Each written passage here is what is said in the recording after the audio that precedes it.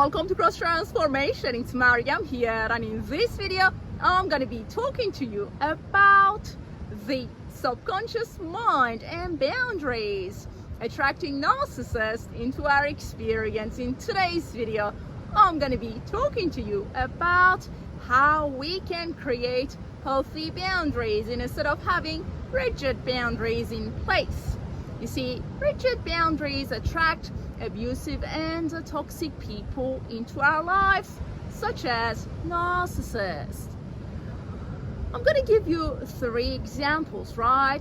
And also, we want to identify the unconscious beliefs that support these rigid boundaries. First of all, our boundaries initiate themselves from within. But because of our conditioning, we find it hard to communicate our boundaries, to create them. We have been conditioned to fear and threat.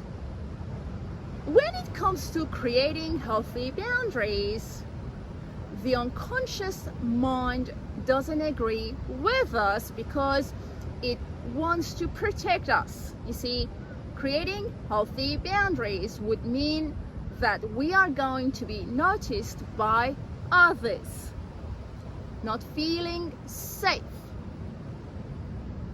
The unconscious wants to protect us, so it tries to make sure that we will remain unnoticed, which would mean that we must not have boundaries in place, feeling safe.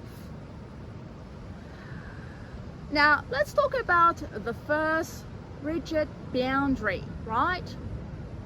Number 1, using boundaries to push others away. Some of us tend to push others away because deep down we don't know how to communicate. We don't find ourselves capable of communicating what matters to us, what our needs are, because deep down we don't feel that we matter.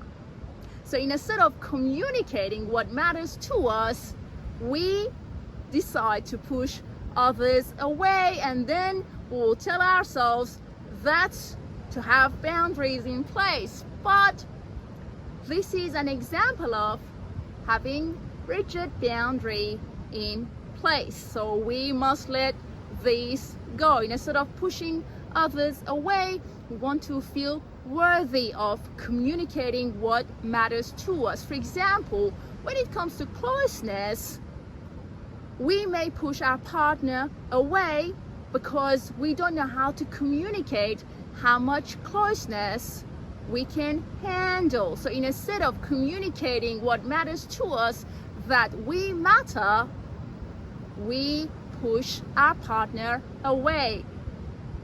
Rigid boundaries. Number 2, some of us use boundaries to control others.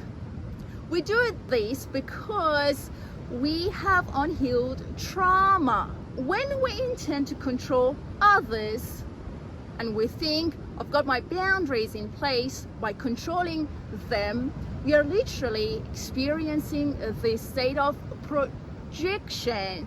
Having boundaries in place to control others is the language of trauma. We must release it. Instead, we want to have healthy boundaries in place, which would mean coming out of the state of projection and healing ourselves. And last one, number 3. Some of us detach ourselves. We don't feel grounded. We don't want to feel the situation that we are in. We keep detaching and detaching, and that is very unhealthy. Guess what? By creating rigid boundaries, we are going to attract unhealthy and toxic people that will prove to us that we had to detach to feel safe. So if you keep detaching yourself from a specific situation, just realize that It may have to do with having rigid boundaries in place, which will result in attracting toxic and abusive people. So, rigid boundaries, as I said, will attract toxic and abusive people. The more that we decide not to experience something, the more we are going to experience that very thing, because that's where our focus is. Our focus creates our direction will become our reality. So instead of having rigid boundaries in place, trying to control others, trying to push them away, or detaching from a situation, create healthy boundaries. Communicate your needs, communicate what matters to you. Come out of projection and come out of detachment, because all of the above are going to attract narcissists into our experience or your experience. Hopefully you'll find this video helpful, guys. Look after your precious soul. I'm sending you love. May you receive the healing that you need and deserve. In Jesus' mighty name, amen. Have a great day.